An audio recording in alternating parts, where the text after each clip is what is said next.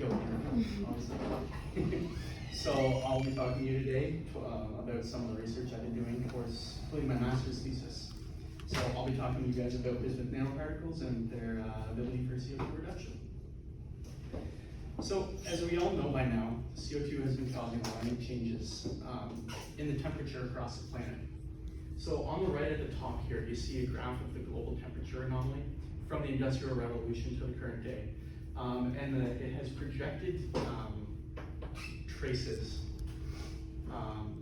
at different levels of human involvement in climate change mitigation strategies. So what this is telling us is that without a large effort from the global population, the temperature rise will continue in a positively reinforcing cycle, leading to inevitable disastrous temperature changes across the planet.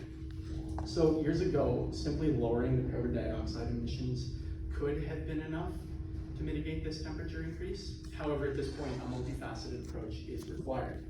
So the graph on the bottom here shows the same type of scenarios as the first, that is with minimal or large human effort. And this tells us that lowering emissions even to global net negative values in the blue down there still results in a temperature change that is above the 1 degree target that was set by the Paris agreements.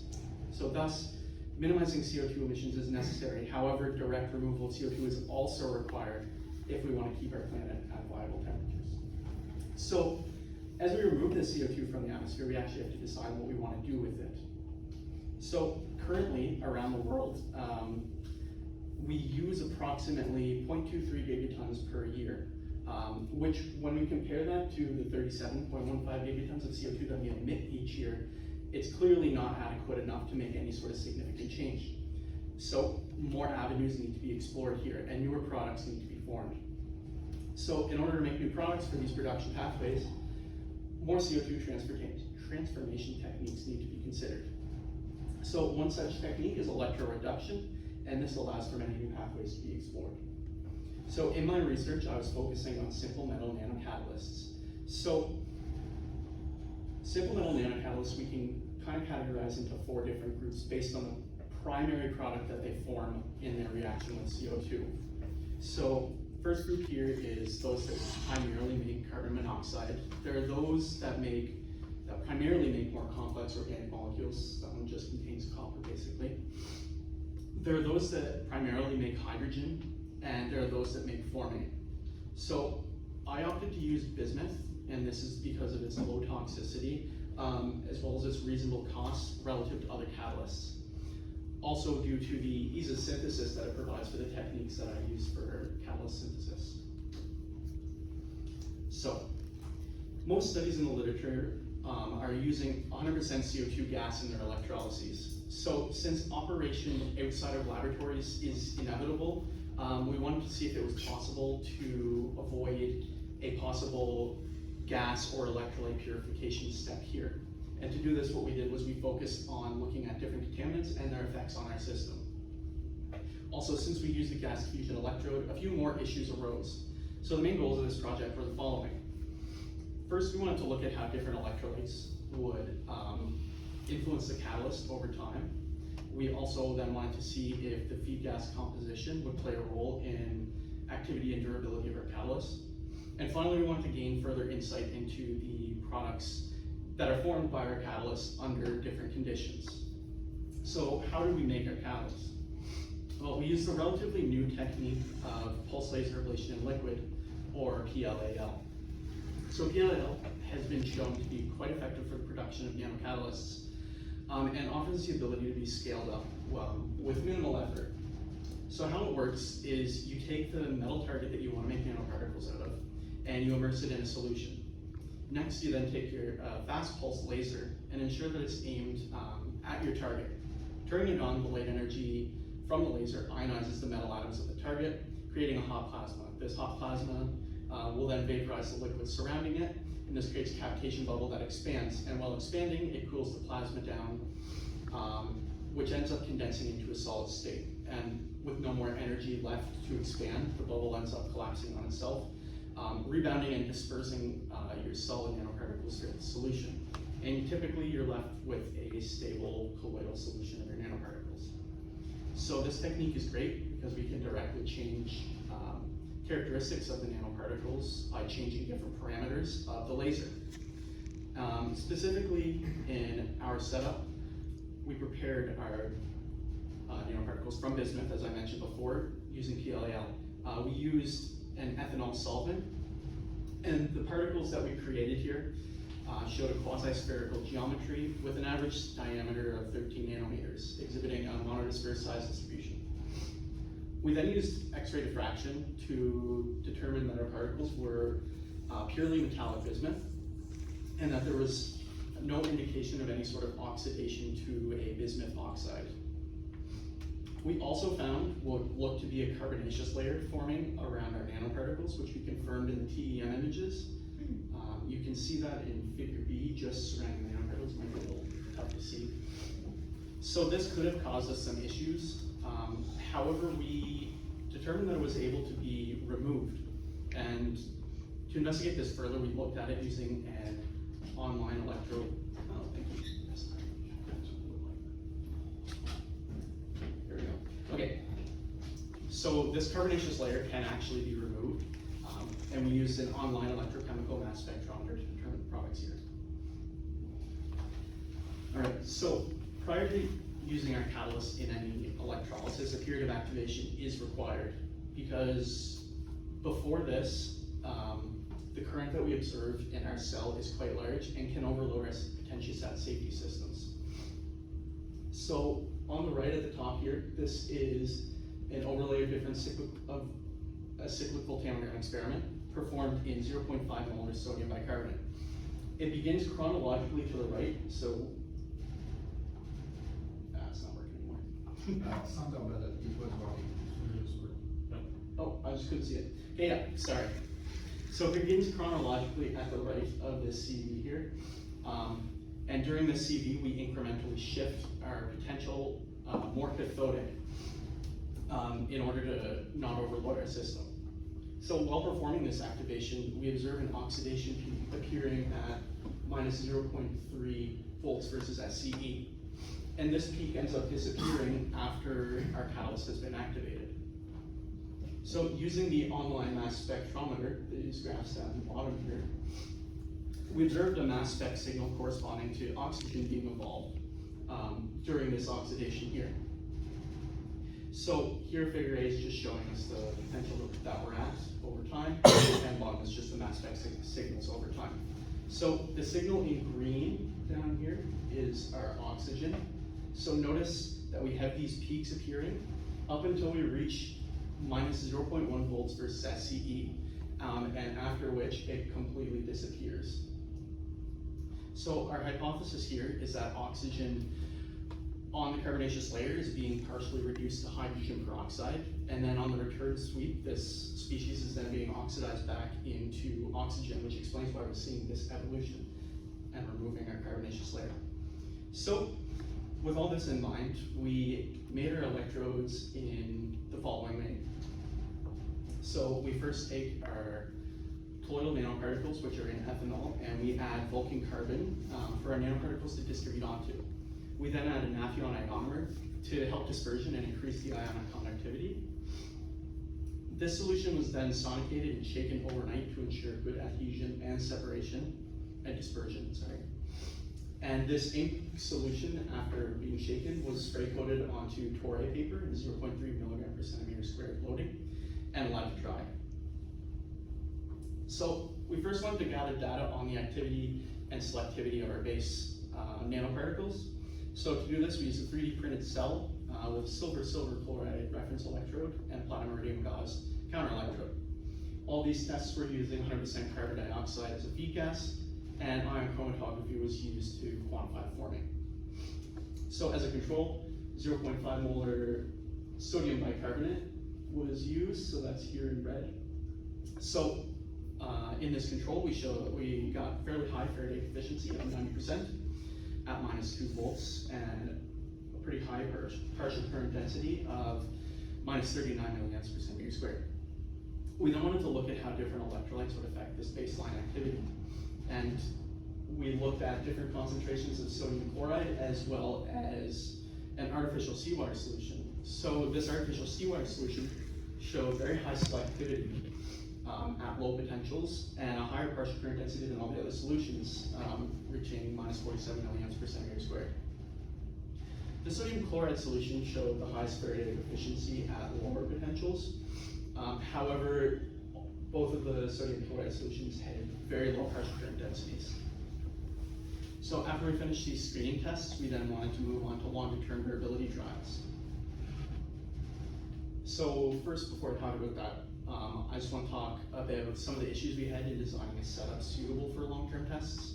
So we realized quickly our first setup, which is on the top here, is pretty unsuitable for long-term and overnight testing. This is because the liquid electrolyte slowly evaporates or gets turned into gaseous products, such as by the hydrogen evolution reaction, which causes us to need to manually refill the compartment very often. And also because this first setup has a plug at the top, which was used to minimize the evaporation, a pressure buildup inside the cell was inevitable. And since the weakest point in this cell was the gas diffusion electrode, the system would end up forcing the electrolyte through the gas diffusion electrode, flooding it. So to remedy both these issues at the same time, what we did was we opened up the top of the cell, and it's a little hard to see in these pictures, opened up the top of the cell and added both an inflow and outflow pump to minimize this pressure buildup. And to combat the issue of evaporation, we used a large reservoir of our catholite, and the entire setup was encased in parafilm to minimize this liquid evaporation. So this was important because some of these tests ended up running for longer than 48 hours, where evaporation becomes a big problem. So moving on more specifically to the experimental design, to track our durability, what we did was we ran a chronomicrometry at minus 1.6 volts in 1 hour segments. And after each 1 hour was up, we took a cyclic voltammogram and then integrated the area of the bismuth 3+ reduction peak. And so the area of this peak will give us an estimate of the electrochemical surface area for particles and help us track how much catalyst is running on our electrode. So implementing this, we're going to follow in a couple graphs. So this here is just a graph showing the normalized reduction peak area over time. And the different vertical bars here are just showing the time at which each solution or each test was flooded. So the sodium bicarbonate solution here in black initially dropped really quickly in electrochemical surface area, but stabilized after about 5 hours until basically the time of flooding, after which it dropped to 0. We also noticed that the sodium chloride solution here in purple dropped very quickly and flooded, significantly increasing the rate at which the CCA study is degrading. In the green here, we have a solution containing 0.5 molar potassium nitrate. So this solution exhibited a large increase in the resistance to flooding. And the reason for this, I'll elaborate a little bit in the next couple slides. So in parallel to these tests, we also tracked Faraday efficiency. So that's what gave us this graph here, which is the same thing. It's just Faraday efficiency over time. So we saw varying results, and the sodium bicarbonate showed the best overall results, achieving an average of around 55% Faraday efficiency throughout the duration of the test. And although the potassium nitrate showed the significant resistance to flooding, the selectivity was fairly low on average. So we believe that this was due to competition of nitrate reduction, and we confirmed this using the electrochemical mass spectrometer. That nitrate reduction was occurring here in the liquid phase, significantly reducing or competing with the CO2 reduction. So the sodium chloride solution, clearly after flooding, didn't stop producing Faraday efficiency. So this was not fully unexpected, as carbon dioxide can still dissolve in the electrolyte that has flooded the electrode, but at much lower concentrations than before flooding. So in this state, CO2 reduction can still occur in the liquid phase. It's also possible that through the oxygen reduction reaction, we get hydrogen peroxide, like I mentioned earlier, which can go on to attack the gaskets between our cell compartments. So if this hydrogen peroxide ends up damaging our gaskets, it could result in liquid flowing through the cell, giving us the impression that the electrode has flooded when in fact hasn't yet.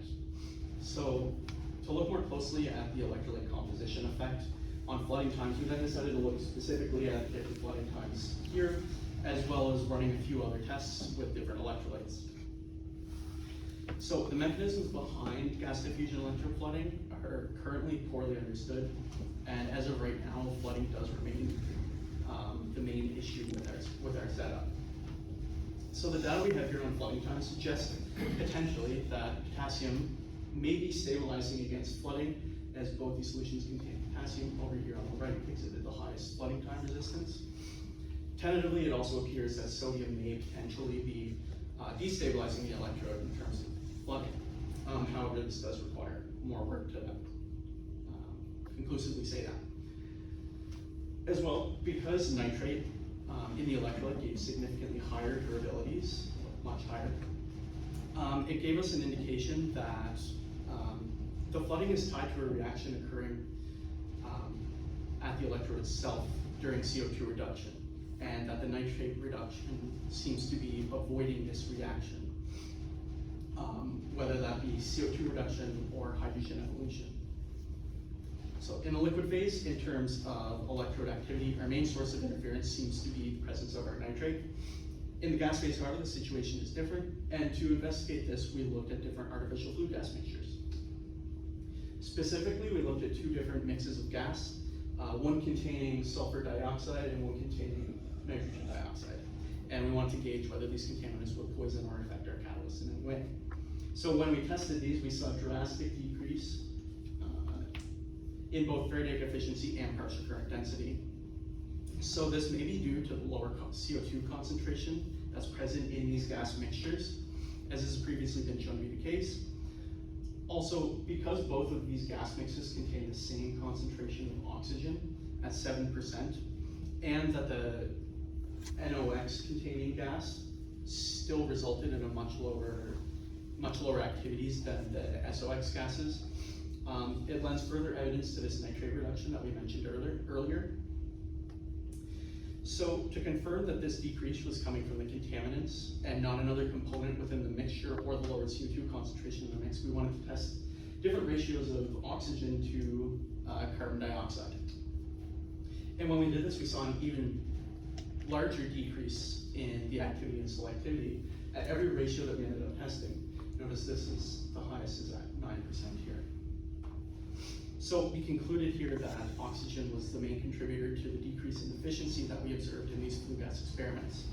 This represents quite a problem because bismuth is already quite a poor oxygen reduction catalyst. However, to be noted as well, our tests are run at high over potentials for this oxygen reduction. So it would make sense if oxygen reduction is competing with CO2 reduction here. Next, because the oxygen reduction reaction is very dependent on the electrolyte conditions, we wanted to test if any electrolyte changes would affect this in terms of flue gas. So because the NOx gas mix resulted in essentially 0% Faraday efficiency, we decided not to perform the electrolyte tests with the NOx. The SO2 gas here showed minimal changes throughout the test. However, all changes that it did have were detrimental. So the sodium bicarbonate electrolyte did perform the best, achieving a maximum of around 25% Faraday efficiency. The KMO3 containing electrolyte caused the overpotential to shift to lower values. Similar to this NaHCO3 test, having a max selectivity at minus 1.8 volts before sharply dropping above this potential. So both the NaCl and KCl solutions showed very similar results. The overpotential being shifted more cathodic, essentially resting at 0% Faraday efficiency up until minus 2 volts, where it exhibited 7.5% Faraday efficiency, so not very high. Overall, these tests showed that the electrolyte composition, when under flue gas conditions, played a detrimental role towards CO2 reduction. However, if we do ignore electricity costs, the 25% Faraday efficiency that we observe here means that long-term electrolysis is possible under flue gas conditions. And before moving on to my conclusion, I just want to talk about a little bit of a side project we worked on as well at the same time. So based on recently published manuscripts showing that sulfur doping can improve the effectiveness of CO2 reduction catalysts, we wanted to see if sulfur doping our bismuth catalyst would affect how our catalyst performs. So we tested the activity and selectivity at varying sulfur doping loadings. As well, also to preface this, our catalyst preparation method is quite crude, so consider this more of a screening test rather than full conclusive.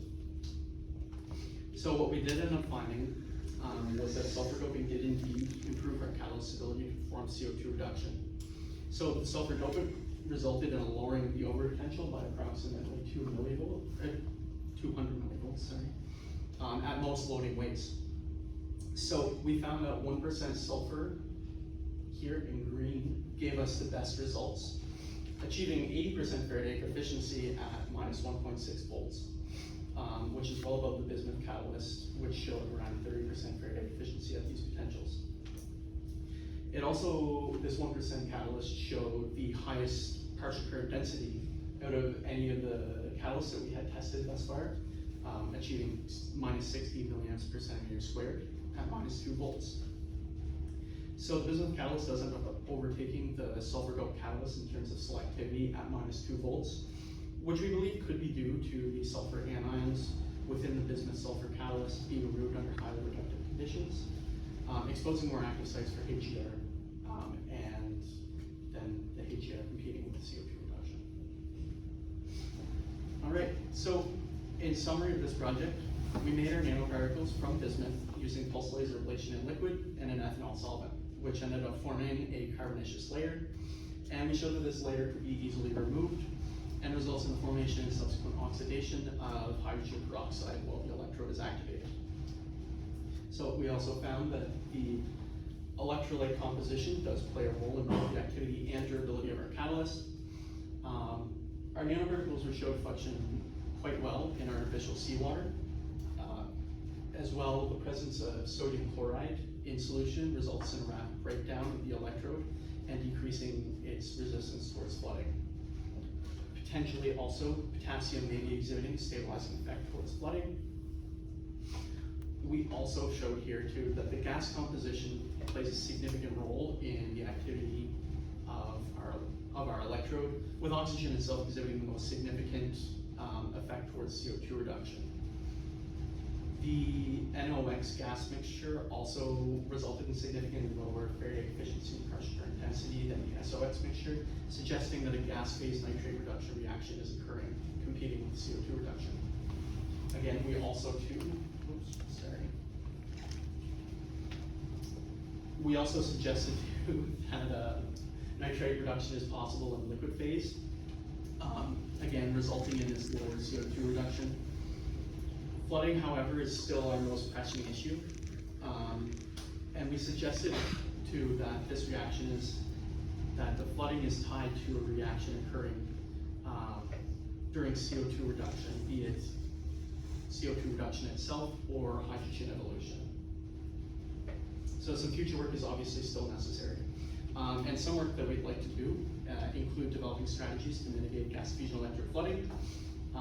So looking at whether a catalyst is physically detaching or dissolving in solution could help us give insight into potential strategies here.